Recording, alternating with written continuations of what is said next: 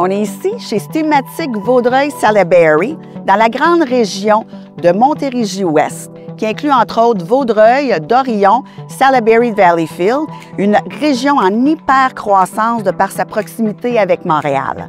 On va venir rencontrer Éric et Karine, un couple d'affaires qui célèbre leur 10e anniversaire en affaires cette année. Et puis, vous allez comprendre comment ils réussissent à avoir une entreprise à succès en mettant au cœur de leurs décisions l'humain.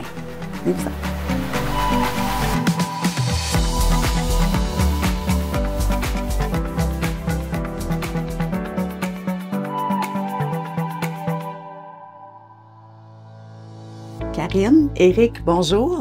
Je suis vraiment contente d'être ici aujourd'hui. Nous, ça fait plus de 10 ans qu'on se connaît.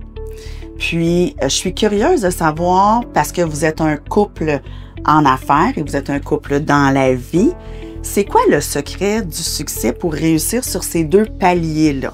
Ça n'a pas toujours été facile. On a eu des hauts et des bas. On a eu un gros 10 ans. On s'est oublié à travers tout ça. Et on a décidé de rétablir la situation avant de se perdre parce que c'est pas le but non plus. On s'aime beaucoup. À partir, quand on sort du bureau, on est un couple avant tout. Donc, on réduit la discussion au niveau de l'entreprise. On a quand même, tu sais, c'est pas facile, mais on réussit. Puis, je pense que ça a été la clé de ce que ça nous a ramené. Puis, la communication. Peu importe ce qui arrive. Tu sais, on avait chacun notre département. Karine est plus côté ressources humaines, finances, ainsi de suite. Moi, plus opérationnel. Puis, à un moment donné, on a eu des conflits parce qu'on mélangeait. Mais là, à un moment donné, on fait une ligne, OK, ça c'est ta partie, ça c'est la mienne. Fait que ça a fait en sorte que dès qu'on a créé cette ligne-là, bien, on était capable de se parler dans, écoute, regarde, j'ai vu ça, puis j'ai vu ça, mais pas on vient se mêler, puis on vient se mêler. Je pense que de mettre les lignes, puis de mettre ça clair, net et précis dans la communication entre les deux, je pense que c'est un des atouts principaux. Exact. Ouais. Donc, ce que j'entends, c'est délimitons nos carrés de sable, travaillons dans nos forces et soyons complémentaires. Et félicitations parce que là, vous allez célébrer votre premier anniversaire de mariage. C'est tout en votre honneur. On est très fiers de vous, puis bravo pour tous vos succès. Bien, merci. Quand on s'est connus, nous, on était dans une autre bannière. En 2016, moi, j'ai fait le choix là, de vouloir grandir un peu mon réseau. J'ai fait l'acquisition de Steamatic Canada. Et vous avez fait un choix, vous aussi, d'affaires, de me suivre dans cette aventure-là. Qu'est-ce qui a été l'élément déclencheur pour que vous décidiez de changer de bannière, vous aussi? Tu sais, de notre côté, on avait un très bon lien avec toi en partant. Fait que c'est sûr qu'on adorait ta vision, on adorait la drive que tu avais, où est-ce que tu voulais t'en aller. Puis là, les 2 dernières années, nous déjà, c'était une compagnie qui débutait. Fait qu'on avait déjà fait un bon bout de chemin, puis là, on a fait OK, attends une minute. Est-ce que tu as le goût vraiment de t'en aller avec une autre personne ou tu veux continuer avec le leader que tu as décidé de choisir dès le début? Fait que ça a été pour nous. Ça a été un choix qui n'a pas été difficile. Bien, merci de cette belle confiance-là. Je l'apprécie encore aujourd'hui. Qu'est-ce que, Karine, tu aurais le goût de dire ou peut-être quel conseil tu donnerais à un entrepreneur qui est indépendant ou un entrepreneur qui songe à joindre une bannière comme Steamatic? La première chose et la chose principale, selon moi, c'est vraiment la vision de la bannière. La vision, les valeurs, la mission, c'est ce qui parle le plus, c'est ce qui va connecter avec l'humain. Aussi, la force du réseau, c'est important aussi parce qu'on voit la force quand il y a des catastrophes et tout ça, que l'équipe peut se joindre à un bureau pour l'aider. Donc, c'est ce que je trouve le plus important dans une bannière. On l'a dit tantôt, vous allez fêter votre 10e anniversaire d'affaires cette année. Qu'est-ce que vous êtes le plus fier? C'est certain qu'on part de la base de notre équipe. On a parti cette entreprise-là de zéro. Déjà, c'est plus facile quand tu pars de zéro parce que tu implantes tes valeurs puis tu es capable de les transmettre au fur et à mesure. Puis là, présentement, on est rendu 36. Puis ça fait en sorte que, je crois, dans la croissance après 10 ans, c'est que les valeurs sont intégrées au niveau de l'entreprise.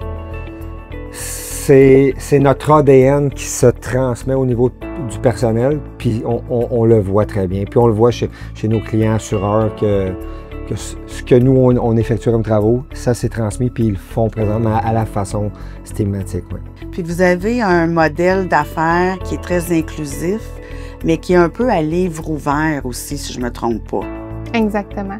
La transparence, on a des guides. Si tu veux peut-être aller charger de projet, bon, ben le guide est là. Voici la tranche, voici les salaires. Qu'est-ce que tu peux aller chercher comme avantage? C'est quand, comment? Puis ça a réglé quand même beaucoup de problèmes au niveau des questionnements des employés. Puis c'est mis sur la table, c'est disponible en tout temps. Tout à fait. Puis tu parles d'employés, on sait que aujourd'hui, c'est encore une problématique, la pénurie de main-d'œuvre. Comment vous faites, vous, parce que vous n'avez pas un gros roulement de personnel, comment vous faites pour vous démarquer comme employeur dans une industrie qui n'est pas super évidente, 24/7, 7 jours sur 7, 365 jours par année? C'est quoi votre petite recette, votre petite valeur ajoutée chez vous? On est une entreprise qui va prendre le temps de gérer l'être humain avant de gérer l'entreprise. C'est pour ça qu'on gère des humains, puis dans notre domaine, en plus, on est là pour ça. Ça va faire en sorte que l'idée va venir aussi de eux. Ils ne viendront pas juste de nous, parce que c'est pas nous qui sommes sur le terrain, on a les idées. Ça fait 10 ans que je suis plus sur le terrain, je vois plus ça. Fait que c'est sûr que ça l'a changé. Puis en ayant leurs idées, en voyant ce qu'ils nous apportent, bien, ça fait en sorte qu'on peut faire vraiment un bel outil qui va venir d'eux et de nous en même temps. Puis, tu sais, on a des déjeuners d'équipe à tous les semaines. On a fait un gym pour les employés. On est vraiment, vraiment impliqués avec eux de ce côté-là. Oui. Et à l'écoute. Et à l'écoute, très à l'écoute. À travers toutes ces années-là, qu'est-ce que vous pourriez dire qui a évolué dans l'industrie de l'assurance de dommages? La base de la sinistre n'a pas changé, ça a resté tout. Il y a eu, oui, beaucoup d'augmentation au niveau des climats, beaucoup de changements. Donc, on vient, le COVID est arrivé, difficulté avec la main-d'œuvre, difficulté pourquoi les braquettes salariales ne suivent pas. Puis là, bien, on essaie de compenser, nous, du fait qu'on ne peut pas perdre nos employés parce qu'ils sont formés, ils sont encadrés, et on a des frais d'engendrer de ce côté-là. Fait que nous, malgré tout, ce qu'on fait, on essaie de s'ajuster, mais on est toujours en train de patiner au lieu d'avoir une table mise puis que ça soit un petit peu plus facile. Tout à fait. Fait que si vous aviez comme un souhait ou un assureur serait à l'écoute, ce serait peut-être un petit peu de s'ajuster avec les réalités d'aujourd'hui, parce qu'on sait tous que les frais fixes ont augmenté, que pour la rétention des employés, on doit être très créatif, donc puis l'augmentation des coûts de la vie. Ça, il faudrait que ça suive un petit peu plus, c'est ce que j'entends. Oui, c'est ce qu'on voit, parce qu'on voit la réalité. C'est triste quand tu regardes que tu pouvais avant te loger avec un loyer à 700-800 $, puis maintenant c'est 1300 $. Bien, la personne en a besoin de ces sous-là pour être capable de se loger. Puis j'ai de la difficulté comme chef d'entreprise de m'imaginer que j'ai des employés qui ne sont pas capables de... C'est ça. Mais on le sent dans l'ADN de Stématique Vaudreuil que votre équipe de travail est beaucoup plus grande qu'une équipe de travail. On le voit, on le sent.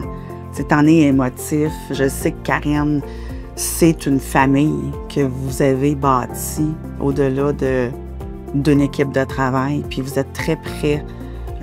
Puis c'est beau à voir. Puis je pense que ça fait en sorte que c'est probablement la plus grande clé de votre succès. Oui. Malgré tous ces enjeux-là, comment vous avez réussi à vous démarquer un peu ou comment vous faites face à ces défis-là qui existent dans notre industrie? C'est sûr qu'on a établi une force d'équipe. On a beaucoup de leaders positifs, on a beaucoup d'entraide au sein de l'entreprise qui en ressort. On est une famille, donc personne ne se laisse tomber. S'il y a un over, on sort tout le monde. Ça a fait la différence, puis ça va continuer de faire la différence d'après moi parce que personne ne se sent seul. On est tous en arrière l'un de l'autre, comme une famille, vraiment.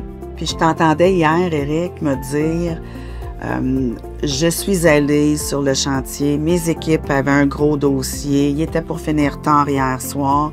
J'ai un employé qui était peut-être un petit peu, qui avait besoin d'écoute, puis t'as passé... Oui, j'ai passé 15-20 minutes. Parfois, on a juste besoin d'évacuer, on a des petites frustrations, et ainsi de suite. Puis quand on part dans nos histoires, bien, si on les dit pas, bien, on continue à se raconter des histoires qui, des fois, deviennent des cauchemars puis des films d'horreur. Mais le fait que j'ai pris 20 minutes après quand j'ai quitté le chantier, il a pris la peine de m'écrire « Merci, vraiment, ça m'a fait du bien. » N'hésitez pas. Mais de prendre le temps avec les employés, c'est important. Ma porte est toujours ouverte, ils savent, ils peuvent venir, que ce soit un problème de chantier, un problème personnel. Je suis toujours là pour les écouter et les conseiller selon mes expériences de vie, puis ça me fait vraiment chaud au cœur. Mais je pense que ça fait partie aussi de notre succès. Oui. On le voit que l'humain est au cœur de vos décisions aussi. Chapeau. Votre entreprise est à un stage de maturité entrepreneuriale, ce que j'appelle adulte. Il y a 3 stades, le stade enfant, adolescent et adulte. Après 10 ans, vous êtes dans un stade adulte. Mais vous ne vous asseyez pas sur vos lauriers.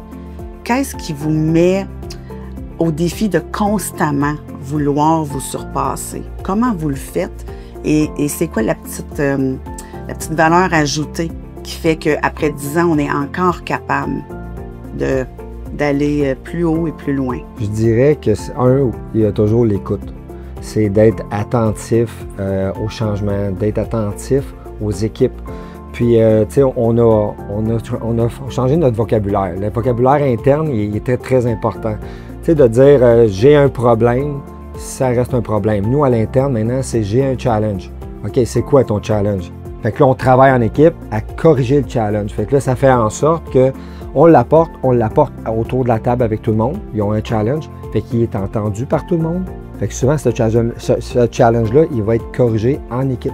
Fait que ça fait en sorte que, encore une fois, on peut les compter les uns sur les autres. Mais ça, vraiment, le vocabulaire, et pour vrai, il est beaucoup. Il est pour beaucoup, puis il a changé à l'interne avec les années. Puis, ouais, c'est... Mais ce que j'aime aussi, ce que tu dis toujours, c'est on veut pas être les plus gros, on veut être les meilleurs. Fait que ça pousse. On a une équipe qui vise, je te dis pas la perfection, mais on est solide. L'équipe, la directrice des opérations mène ça d'une main de fer. Ça fait toute une différence. Les chargés de projet sont bien encadrés. Donc, c'est exceptionnel. C'est la force. Ouais. Puis c'est de jamais penser qu'il y a quelque chose d'acquis. On le sait, que ce soit la santé, que ce soit... Peu importe, on ne s'assoit pas dessus. Parce que si on arrête ça, ben ce qui va se passer, c'est... Il y a des gens qui vont nous rattraper, puis c'est pas ce qu'on veut.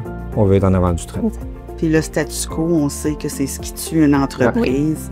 Fait que de toujours essayer de se dépasser puis de trouver des façons d'être plus efficace et plus performant, ben ça motive toute votre équipe, puis on le voit avec le succès que vous avez. Exactement. Puis les nouvelles technologies, on les achète, on veut les essayer, on les teste, puis ça fait toute la différence aussi.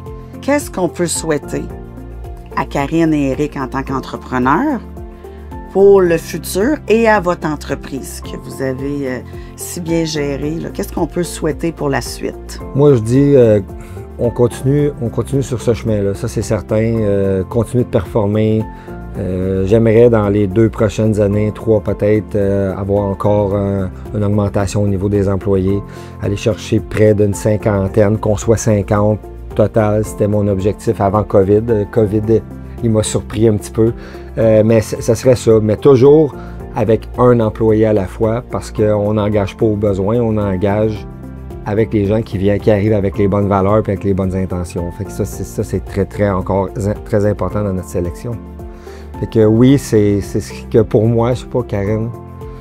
Bien, c'est un peu ça aussi, tu sais, l'employé doit s'affilier avec l'entreprise, il doit avoir la même vision. C'est sûr que s'il y a un clash là, ça fonctionnera pas. Puis toi, Karine, tu as un petit rêve aussi, là, entrepreneurial, un projet que tu aimerais beaucoup voir arriver, là. Exactement. Avant COVID, on avait acheté un terrain pour se construire une bâtisse de 15 000 pieds carrés dans un secteur boisé où, pour moi, c'est important, où les employés peuvent sortir à l'extérieur, se ressourcer avec la nature, les oiseaux et tout ça. Donc, ça serait de vraiment racheter ou de construire une bâtisse d'ici 5 ans. C'est un super beau projet. Oui.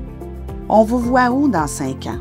Pour ma part, mon équipe est déjà un petit peu au courant. Moi, j'aimerais être en pré-retraite. Au minimum, commencer à sortir vraiment complètement des opérations, venir vraiment être peut-être au bout du fil, plus disponible, mais moins officiellement au bureau. Toujours joignable, mais pas au bureau. Mais oui, moi, c'est ce que je planifie. Puis on sait tous qu'une retraite se planifie, mais une relève également. Donc, Karine, est-ce que vous avez commencé, là, sachant qu'Éric, il voudrait peut-être tranquillement pas vite céder les rênes? Est-ce que vous avez pensé à un plan de relève? Oui, effectivement, on a commencé à préparer le tout, d'évaluer qui pourrait prendre en charge et m'aider, m'appuyer aussi dans ce projet-là pour les prochaines années à venir. Donc, c'est en construction, ce beau plan de relève. Donc, la relève identifiée, l'entreprise a du succès, l'humain est au cœur de vos décisions. On ne peut que voir le succès continuer et la pérennité d'entreprise pour des années et des années à venir. Je vous lève mon chapeau. Vous êtes vraiment des belles et des bonnes personnes. On est heureux de vous avoir dans le réseau. Puis, vous méritez tout ce que vous avez aujourd'hui. Chapeau. Merci. Merci.